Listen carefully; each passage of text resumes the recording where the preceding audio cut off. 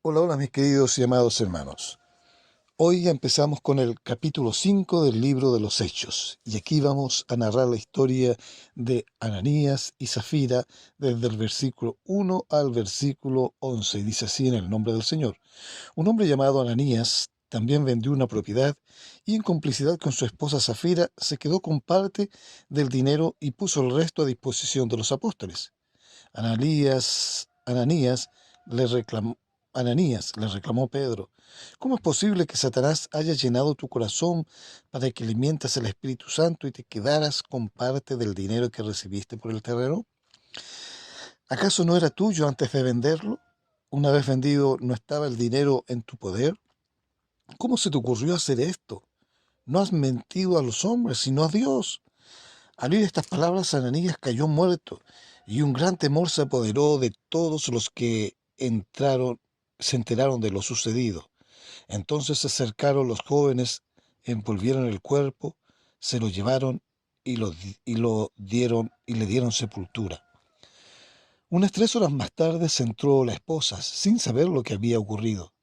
Dime, le preguntó Pedro, ¿vendieron ustedes el terreno por tal precio? Sí, dijo ella, por tal precio. ¿Por qué se pusieron de acuerdo para poner a prueba al Espíritu del Señor? Le recriminó Pedro. Mira, los que sepultaron a tu esposo acaban de regresar. Ahora te llevarán a ti. En ese mismo instante ella cayó muerta a los pies de Pedro. Entonces entraron los jóvenes y, al verla muerta, se la llevaron y le dieron sepultura al lado de su esposo. Y un gran temor se apoderó de toda la iglesia y de todos los que se enteraron de estos sucesos. En, en el capítulo anterior, ¿cierto? En los versículos que ayer vimos, del versículo 32 al 37,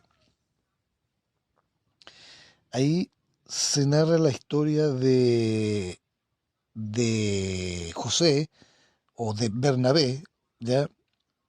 Que él había vendido un terreno y lo trajo a los pies de los apóstoles y dio todo lo recaudado ya de la venta de ese dinero a los apóstoles, se lo trajo para la iglesia.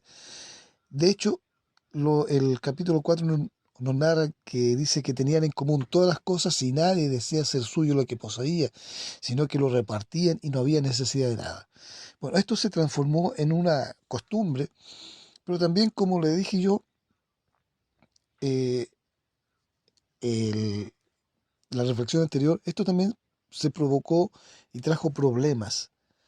¿Problemas por qué? Porque recordemos que el corazón del hombre, como dice la palabra de Dios, siempre es inclinado al mal.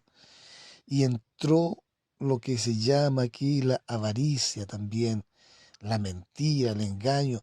Y el hombre de pecado se reflejó, salió adelante. Era una comunidad en donde todos estaban unánimes, pero no falta, ¿cierto?, quien se desvía del camino. Bueno, aquí nos narra ahora la historia de un matrimonio, Ananías y Zafira, que ellos tenían una propiedad y la vendieron. Y nos narra aquí que vino Ananías y trajo a Pedro el dinero de la venta. Y el relato, ¿cierto?, que hemos leído nos da cuenta de que él dijo que la vendieron en un precio.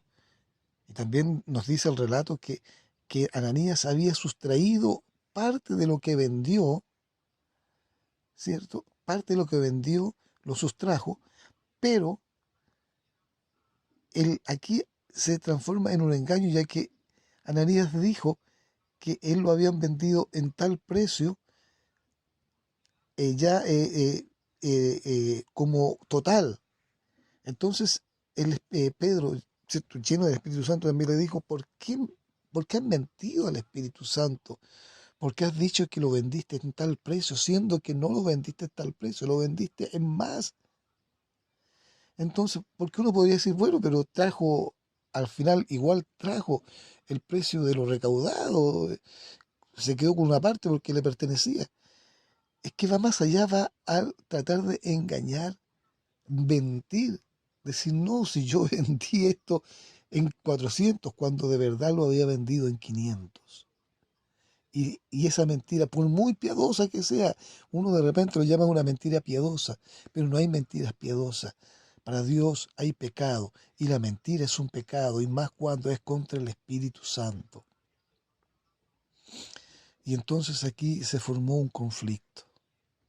La mentira, el engaño que llenó el corazón de estos hombres. Se dejaron engañar y mintieron.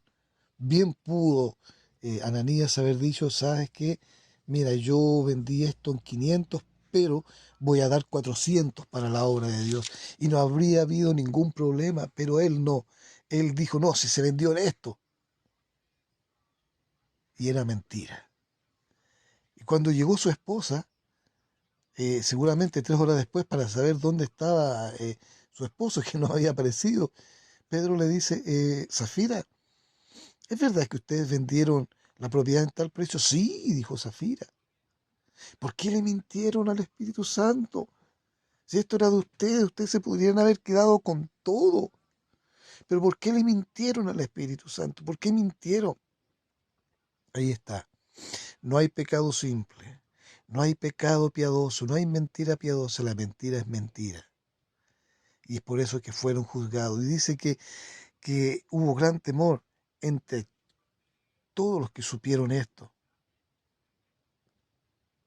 Todos se dice, un gran temor se apoderó de toda la iglesia y de todos los que se enteraron de estos sucesos. No solo de la iglesia, sino que de todos los que se enteraron de este suceso. Mentir al Espíritu Santo es pecado. Mentir a Dios es pecado y tiene que ser juzgado.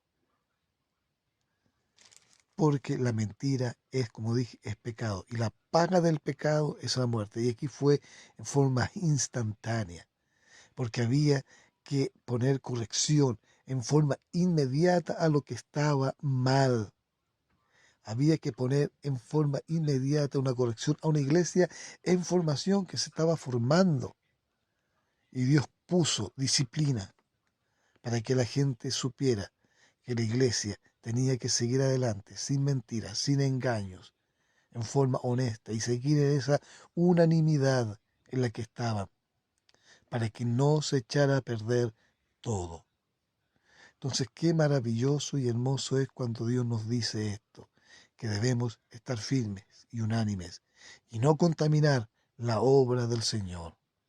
No mentir, no hay mentira piadosa, no hay mentira piadosa. El mentir es pecado y es castigado como lo fue acá.